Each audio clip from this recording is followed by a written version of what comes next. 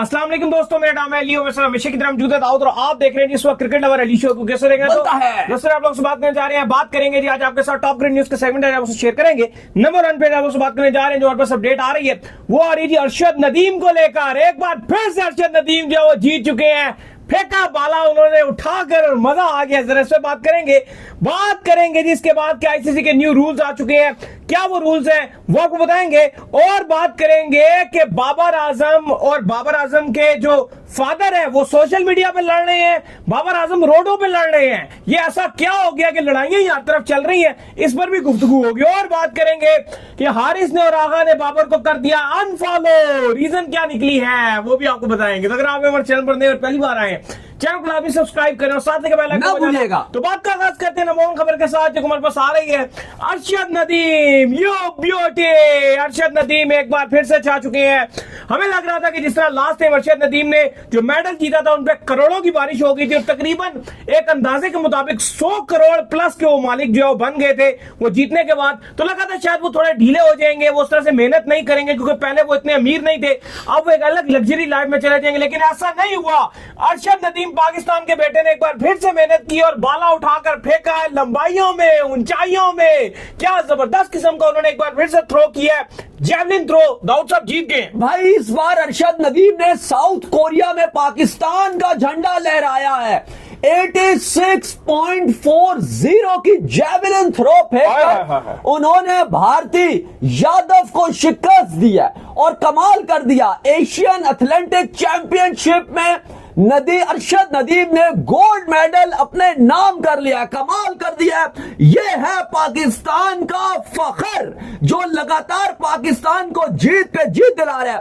जब अरशद नदीम थ्रो मारने के लिए आए तो सबकी नजरें अरशद नदीम के ऊपर थी, क्योंकि ये है ओलंपियन, ये है ओलंपिक का गोल्ड मेडलिस्ट विनर। बिल्कुल। और उसके बाद उन्होंने बिल्कुल मायूस नहीं किया। उनकी थ्रो जो सबसे बड़ी थ्रो थी वो 86.40 की थी। इसके अलावा जो उनकी फिफ्थ थ्रो थी वो 83.44 की थी। जो उनकी फोर्थ थ्रो थी वो 83.99 की थी। भारतीय यादव नंबर 2 पर आए हैं, उनको शिकस्त दे दी। इसके अलावा जापानीज जो सकीयामा थे उनको भी शिकस्त दे दी। श्रीलंका वाले 4th आए, भारत के सिंह है वो 5th आए। इसके अलावा एक और पाकिस्तान का उभरता हुआ स्टार है जो 8वें नंबर पर आया है और उसका नाम है यासिर। लेकिन अरशद नदीम ने एक बार फिर गोल्ड मेडल जीत लिया।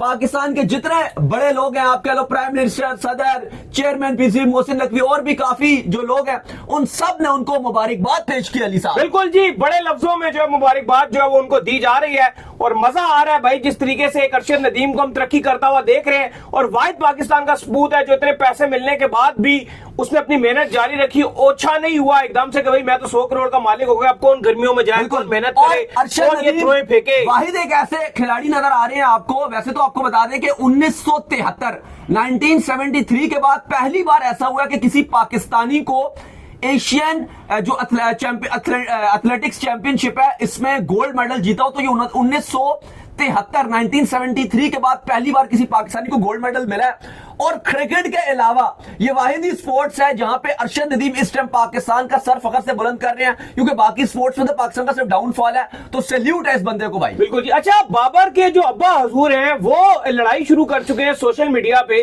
कामरान अकमल को उन्होंने बड़ा नीचा दिखाने की कोशिश की, अजीब फजूल किस्म की बातें की इंस्टाग्राम पे। उन्होंने लिखा जी कि ये आप इनकी कप्तानी पे तो नहीं खेले, मगर हाँ आप जो है इनकी बाबर की कप्तानी के अंडर भी खेल चुके हैं, ये भी कर चुके हैं, वो भी। मतलब बाबर को बहुत ज्यादा ऊपर दिखाया गया, कामरान अकमल को जो वो नीचे लगाने की कोशिश की गई।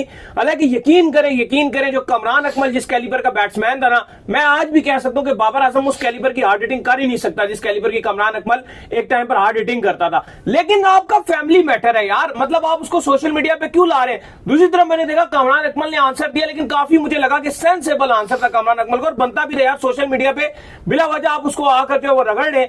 अगर कोई बात है, कोई कुछ है, आप एक दूसरे के रिश्तेदार हैं, आपस में जाएं, घर में बैठकर बात करें। ये सोशल मीडिया पे लाना, फिर बाबर आजम के अब्बा जी जो है वो फजूल में सोशल मीडिया में आकर घुस जाते हैं, कभी किसके बारे में क्या बात बोलते हैं, कभी क्या बोलते हैं। तो मुझे लगता है कि बाबर आजम के अब्बा जी का बहुत ही अनप्रोफेशनल रवैया है ये।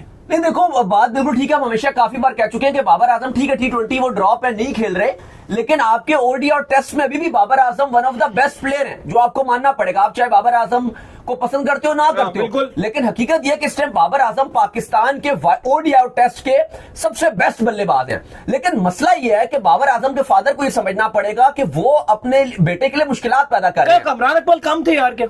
नहीं, वो कम नहीं थे, वो ठीक है, वो आप चीज हटा दो। बाबर आजम अगर आप मॉडर्न डे देखो, जिस तरह से वो आ रहे हैं, वो एक बड़ा एक नाम है, लेकिन उनके अब्बा जी कमरान इकबाल को कुछ समझ ही नहीं रहे। लेकिन उन्होंने जैसे तस्वीर लगाई इंस्टाग्राम पे और कमरान इकबाल की, बाबर आजम की भी, और वहां पे बोला कि भाई आप इनकी कप्तानी में खेल चुके और उस मैच में आप 0 पर आउट हुए थे, इन्होंने सेंचुरी की, बच्चों वाली बात है। मतलब देखो, आप एक क्रिकेटर के फादर हो, देखो कोई भी सोशल मीडिया में एक फैन कुछ भी लिख सकता है, चाहे वो बाबर आजम को पसंद करता हो, वो बाबर आजम के लिए अच्छी बात लिख सकता है, कोई क्रिटिसाइज करना चाहे वो लिख सकता है, लेकिन आपको ये माना जाएगा कि आप बाबर आजम के फादर हो, तो कहीं शायद बाबर आजम भी ये ना कहलवा रहे हो, लेकिन हमें पता है ऐसा शायद नहीं हुआ होगा।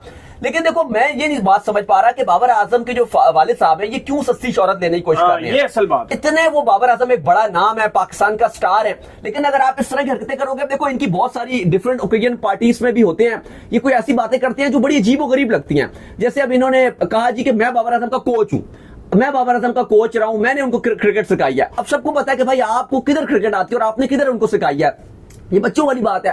फिर एक जगह वो कहते हैं जी कि बाबर आजम जब क्रिकेट खेलते थे तो मेरे पास पैसे बिल्कुल नहीं होते थे और मैं सारा दिन वहां बाहर बैठा रहता था, और फिर जब रोटी खाते थे एक ही होती थी, आधी बाबर खाते थे और आधी मैं खाता था। या कभी वो कहते थे कि वो मुझे कहते थे कि मैंने खा ली और मैं उनसे कहता था। देखो, सबको पता है कि ये भी एक झूठी कहानी है। उसकी सबसे बड़ा रीजन ये है कि जब एक बच्चा क्रिकेट खेल रहा होता है तो किसी का भी कोई वालिद ऐसा नहीं होता, जब वो इंटरनेशनली नहीं खेला होता, कि वो सारा दिन ग्राउंड के बाहर बैठा रहे। और उस टाइम पर कि जब आपको पता हो कि आपके फाइनेंशियली हालात इतने खराब हैं कि आपके पास रोटी भी नहीं है, तो आप काम करते हो, ना कि उस टाइम जब एक बच्चा 12-13 साल का क्रिकेट खेल रहा हो तो आप वो देख रहे हो। देखो, इनको ये समझना ही पड़ेगा कि आप ऐसे बयानात देकर बाबर आजम के लिए मुश्किलात बना रहे होते हो, क्योंकि ऑलरेडी अभी जो चीजें वो इतनी अच्छी नहीं चल रही है। अभी बाबर आजम T20 से ड्रॉप है। बेहतर है कि आप अपने इंस्टाग्राम का अकाउंट जो डीएक्टिवेट कीजिए, ट्विटर का अकाउंट डीएक्टिवेट कीजिए, और आप ये काम मत कीजिए। बाबर आजम को परफॉर्मेंस दिखाने दें, वो एक अच्छे खिलाड़ी, और हम सबको पता है कि वो कम बैक करेंगे और वो बेहतरीन कम बैक करेंगे। लेकिन आप जिस तरह का रवैया दिखा रहे हैं कि सोशल मीडिया में आप अजीब-ओ-गरीब बात करें, जैसे इन्होंने कहा कि अगर आपको मामला सुलझाने हैं तो आप बैठे, कमरान इकबाल आपके वैसे भी रिश्तेदार हैं, आपके भाई के बेटे हैं, आप मामला अपने सुलझाएं, ना कि आप सोशल मीडिया में लाकर ये मामला खराब करें। अभी आप देखें, आज भी एक इंसिडेंस पेश आया, अब उसको भी लोग रिलेट कर देते हैं। आज नहीं, सॉरी, ये कल की बात थी, लेकिन वो वीडियो आज वायरल हुई भी है, जो काफी चल रही है, कि बाबर आजम की कुछ लोग हैं, उनके साथ तू मैं चल रही है। अली साहब, ना तू मैं चल रही है। गली में गुजरते गुजरते जो है वो लड़कों ने रोका तो बाबर आजम ने हट के ठीक ठाक झंडा लगाया है। यार ये क्या है? मतलब नमाज पढ़ के बाबर आजम वापस घर जा रहे थे तो उन्होंने तकरार किया कि जी हमारे तस्वीर खिंचवा ले। बाबर आजम इस बात पे गुस्सा हो गए। यार देखो, बात ये है ना, बाबर आजम इतना बड़ा इतना बड़ा नाम है, इतना बड़ा ब्रांड है, ठीक है। आप अगर इतने बड़े नाम हो, इतने बड़े ब्रांड हो, तो आप अपनी रिस्पेक्ट करवाओगे ना। तो जो गुजरता कोई भी बंदा है ना, हमने ये देखा है, ये जो ये है ना, ये सारे स्पेशली ये जो जितनी इस लड़ी में आते हैं, बाबर आजम, उमर अकमल, कमरान अकमल, उस्मान कादरी, ये थोड़े एक्स्ट्रा ही मतलब गुस्से में रहते हैं। हमने इनको थोड़ा ये मतलब कंट्रोवर्शियल ही रहते हैं ज्यादातर। हमने देखा इस खानदान के बच्चे ना ज्यादातर रोला ही डाल के रखते हैं, मतलब कभी किसी का किस बात पे रोला हो रहा होता है, किसी का किस बात पे रोला हो रहा होता है। तो आप इतने बड़े नाम हो, आपको इग्नोर करके निकलना चाहिए। तस्वीर खिंचवाएंगे अब आपसे। अब आप अगर एक झमगट्टे में जाओगे कभी भी, ये तो आपके लिए ऑनर की बात होनी चाहिए ना, कि आप एक स्टार हो। और अगर आपने नहीं भी खिंचवानी है, तरीकेकार से बस निकलो, ये नहीं लड़ो यार। इसमें अगर आप नहीं भी खिंचवाना चाह रहे तस्वीर, तो आप कह दो कि ठीक है यार, मैं नहीं हूं, मैंने घर जाना है, गर्मी है, बस मैं घर जा रहा हूं, तो ना खिंचवाओ। लेकिन अगर आप उस टाइम को हट जाओ, तुम्हें तमीज नहीं है, पता है कि जब तुम जहां खड़े होगे वहां कैमरा तो ऑन हो गई होगा। जब तुम पाकिस्तान के ब्रांड हो तो कैमरा तो ऑन होना ही होना। जाहिर है आप पाकिस्तान के स्टार और सेलिब्रिटी हो, तो ये फिर आप इस पे कैसे बुरा मना सकते हो कि जी मेरे से तस्वीर खिंचवाने कोई क्यों आ गया। आई थिंक ये एक बिल्कुल ही छोटी सी बात होती है, फील है। और ये आपको समझना पड़ेगा कि आप स्टार हो, पाकिस्तान के स्टार हो। आप देखो, अगर पाकिस्तान में ड्रॉप होते हो तो लोग बात करते हैं आपके लिए सोशल मीडिया में हर जगह कि यार बाबर को वापस आना चाहिए, ये होना चाहिए। और बाकी देखो, जो भी कमरान इकबाल का भी आई थिंक जो सिद्दीकी साहब है, जो उन्होंने नाराजगी का इजहार किया, उसका एक रीजन ये भी बताया जा रहा है कि जो कमरान इकबाल एक पॉडकास्ट में बैठ के बोला था कि बाबर आजम और रिजवान, उन्होंने दो का नाम मेंशन किया था। शायद जो ये सिद्दीकी आजम साहब है, उनको इस बात पे गुस्सा आया है। उन्होंने उस बात पे कहा था कि बाबर आजम और रिजवान को अब टेस्ट क्रिकेट पे फोकस करना चाहिए। वो T20 से तो ड्रॉप हो गए, शायद आगे आने वाले वक्त में वो आपको ओडीआई में भी नजर ना आए, लेकिन वो टेस्ट पर उन दोनों को चाहिए कि फोकस करें। इस बात पर उनको बाबर आजम को जो फादर है उनको गुस्सा आया था और उन्होंने ये जो अच्छा, पूरे पाकिस्तान को पता है कि बाबर रिजवान ओडीआई और टेस्ट के बेहतरीन प्लेयर हैं और इनको अगर ड्रॉप किया गया तो हम सबसे पहले यहाँ से आवाज उठाएंगे। लेकिन अगर आप इस फॉर्मेट में इनको ऐसे अगर आप जवाब देने बैठ गए लोगों को, तो ऐसे तो आपके पास एक हजारों लाखों की लिस्ट होगी, किस किस को आप जवाब दोगे? ये अनप्रोफेशनल रवैया। खैर, इसके बाद जो अपडेट आ रही है वो आईसीसी के रूल्स के हवाले से अपडेट आ रही है। तो आईसीसी के कुछ न्यू रूल्स जो है वो आए हैं, क्या क्या रूल्स है बताएं जी। देखें, आईसीसी ने अपडेट दिया आज और आईसीसी जून और जुलाई में अपने जो नए रूल्स हैं वो इंप्लीमेंट करने जा रहा है। बड़ी खबर ये है कि टेस्ट क्रिकेट में आईसीसी के जो नए रूल्स हैं वो जून में इंप्लीमेंट हो जाएंगे, यानी कि जून आ चुका है। डब्ल्यूटीसी का फाइनल खेला जाना है, उसमें नहीं, उसके बाद जो आपकी बांग्लादेश और श्रीलंका की टेस्ट सीरीज है उसमें ये रूल इंप्लीमेंट होंगे। और जो आपकी जो ओडीआई और व्हाइट बॉल के T20 ओडीआई वो आपके जुलाई में रूल्स इंप्लीमेंट होंगे। अब जो नए रूल्स हैं वो हमने आपको कुछ बता भी दिए, लेकिन कुछ नए रूल्स भी तब्दील हो रहे हैं। सबसे पहले तो न्यू बॉल रूल है वो चेंज हो रहा है, और वो क्या रूल है? नंबर 1 रूल, उसका मुताबिक अब ये होगा कि जो आपके 34 ओवर होंगे उनमें दोनों एंड से नया नया बॉल यूज होगा। एक एंड से दूसरा बॉल, दूसरे एंड से दूसरा बॉल, 2 बॉल यूज होंगे। और जब 34 ओवर गुजर जाएंगे तो 35वें ओवर में जो कप्तान होगा बॉलिंग टीम का वो कहेगा कि भाई इस बॉल से हम बकिया ओवर करेंगे, तो एक जो बॉल है वापस बाहर भिजवा दी जाएगी और सिर्फ एक बॉल रहेगी जिससे पूरे 50 ओवर का खेल होगा, यानी कि अगले जो 16 ओवर का खेल होगा वो आपकी एक बॉल से होगा। इससे फायदा ये भी हो सकता है कि शायद जो थोड़ा रिवर्स स्विंग वाला एंगल है वो भी आपको मिल सके, थोड़ा बहुत बॉलर्स को भी फेवर जाएगा।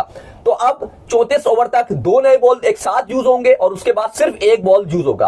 पहला रूल तो ये इंप्लीमेंट होने जा रहा है ओडीआई में। ये दूसरा जो बड़ा रूल है वो है सब्स्टिट्यूट का रूल। आपको याद होगा कि इंडिया और इंग्लैंड का एक मैच खेला जा रहा था जहां पर इंडिया का एक खिलाड़ी अनफिट हुआ, तो इंडिया ने उसकी जगह अपना शिवम दुबे उनके अनफिट हुए थे तो उसकी जगह उन्होंने हर्षित राणा को ले लिया था, जिस पर बहुत कंट्रोवर्शियल सीन चला था। और बटलर ने भी बोला था कि भाई ये क्या तरीकेकार है, शिवम दुबे कहां बॉलिंग करते हैं, वो तो चलो बैटर है, कभी कभी बॉल एक आधा डाल भी ले, लेकिन वो मेन बैट्समैन है, वो ऐसा नहीं है कि वो आप उसको फुल बॉलर बना रहे हो। जो हर्षित राणा थे वो तो फुल बॉलर थे, तो वो एक बड़ा उस पर क्रिटिसाइज हुआ था, बटलर ने आके भी बड़ा उस पर शिकायत की थी। तो अब आईसीसी ने ये रूल जो है वो क्लियर कर दिया, जो सब्स्टिट्यूट का रूल है उसमें कहा है कि हर मैच शुरू होने से पहले, टॉस से पहले जब आप 11 प्लेइंग 11 में दोगे तो आपको 5 खिलाड़ियों के नाम देने पड़ेंगे सब्स्टिट्यूट में, और वो ऐसे देने पड़ेंगे कि एक आपको बताना पड़ेगा कि अगर आपका एक कीपर इंजर्ड हो गया तो कीपर की जगह कौन होगा, कीपर का नाम देना पड़ेगा। एक आपको बैट्समैन का नाम देना पड़ेगा कि अगर कोई बैट्समैन इंजर्ड हो गया तो ये आएगा। अगर आपका फास्ट बॉलर अनफिट हुआ तो उसकी जगह वो आएगा। स्पिनर का आपको बताना पड़ेगा कि अगर कोई मेरा स्पिनर इंजर्ड होता है तो फलां की जगह स्पिनर की जगह ये मैंने इसको नॉमिनेट कर रहा हूं सब्स्टिट्यूट के लिए। और ऑलराउंडर के लिए आपको बताना पड़ेगा कि अगर मेरा फलां ऑलराउंडर या कोई भी ऑलराउंडर अनफिट होता है तो ये ऑलराउंडर के लिए तैयार बैठा हुआ है। तो 5 नाम अब आपको मैच से पहले देने पड़ेंगे। ये तमाम फॉर्मेट्स में ओडीआई, T20 और टेस्ट तीनों में ये इंप्लीमेंट होने जा रहा है, जून में ही ये इंप्लीमेंट हो जाएगा। तो बड़ी खबर ये है। दूसरा ये बड़ा रूल है। तीसरा जो रूल है वो भी आईसीसी ने प्रॉपर आइडेंटिफाई नहीं किया, लेकिन आईसीसी कह रहा है अगले चंद दिनों में ये मीटिंग्स जारी हैं और वो आईसीसी आपको बता देगा।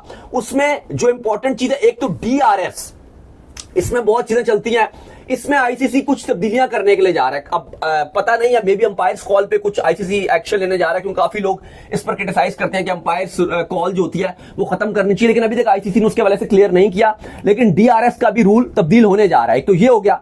फिर जो बाउंड्री कैच रूल है उस पर भी आईसीसी थोड़ी सी तब्दीली करने जा रहा है। वो क्या तब्दीली है वो आईसीसी अभी कुछ दिनों में बता देगा, हमें क्लियर कर देगा। लेकिन आपको पता है जैसे कैच होता है कि एंड में थोड़ा सा बंदा रोप के बाहर जाके फिर कैच पकड़ लेता है, उसमें कोई आईसीसी थोड़ी सी तब्दीली करने जा रहा है। तो ये मेजर कुछ रूल्स हैं जो आईसीसी अब चेंज कर रहा है और जून में डब्ल्यूटीसी के फाइनल के बाद इनकी इंप्लीमेंटेशन हो जाएगी। खैर, इसके बाद जो अपडेट आ रही है जी हमारे पास, वो अपडेट ये आ रही है कि हारिस और आगा ने जो है वो अनफॉलो कर दिया है बाबर आजम को, और वो भी किया गया है जी भाईजान इंस्टाग्राम पे। और बड़ा मैंने देखा है कि लोग उनको जो है वो हेट दे रहे हैं, चाहे वो हारिस हो, चाहे वो सलमान अली आगा हो। इवन सलमान अली आगा को आस्तीन का सांप से भी मुआवजा दिया जा रहा है कि ये देखें जी, ये वो है जो अपने आप को बाबर समझता है, ये बाबर की जगह लेना चाहता है, इसने बाबर को अनफॉलो कर दिया है। और भाई क्या पता उन दोनों ने पता नहीं इनको फॉलो भी किया था, यानी क्या टेक्निकल इशू हो सकता है, या उन्होंने अगर अनफॉलो भी किया है तो पता नहीं किस किस्म की तनकीद शुरू हो जाती है, समझ से बाहर। देखो ये बिल्कुल ही अनक्लियर चीज है कि उनकी लड़ाई हो गई है सोशल मीडिया में, एकदम से हारिस को भी गालियां पड़ रही हैं, सलमान अली आगा को भी पड़ रही हैं। अब देखो मे भी ये भी तो रीजन हो सकता है कि उन्होंने बाबर को इसलिए फॉलो किया कि भाई रिटर्न में तू भी हमें फॉलो बैक कर ले। उसने नहीं किया तो इन दोनों ने अनफॉलो कर दिया। हजार रीजन हो सकते हैं, लेकिन अब आप ये बोलो कि जैसे भी इन्होंने बोला कि कुछ लोग कह रहे हैं जी आस्तीन के सांप है, कुछ हारिस को गालियां दे रहे हैं। अब ये भी कहा जा रहा है कि हारिस के साथ एक पिक्चर लगी हुई थी इंस्टाग्राम पे, वो भी उसने कहीं डिलीट कर दी। लेकिन ये बड़ी अजीब और गरीब बातें हैं जो सोशल मीडिया में चल रही हैं। देखो ऐसा कुछ भी नहीं, अभी बाबर आजम की फॉर्म नहीं थी। टीम मैनेजमेंट ये फैसला कर चुकी है कि जो T20 वर्ल्ड कप है वो बाबर और रिजवान के बगैर खेला जाएगा, वो उसमें दोनों नहीं होंगे।